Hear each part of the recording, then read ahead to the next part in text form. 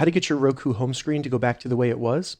In this video, I'm going to show you how to turn off the top picks for you, quick access, everything like that, and just get back to the channels that you have on your Roku without all the other things that they've added to the home screen.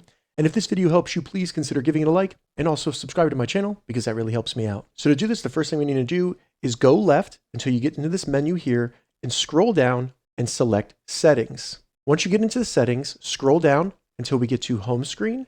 And then once you get to home screen, go right, and we need to turn off two things. So you'll see recommendation rows, go right and select hide for that, and then go down to quick access, go down and select hide.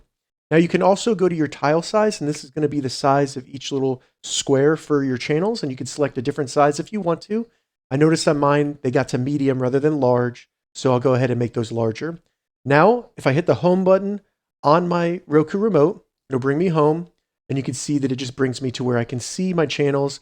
If I go up, there is a little bit there, but not the quick access and the for you sections. It's just the channels that I was used to having before they added all those other things. If this video helped you, give it a thumbs up, and please consider subscribing to my channel.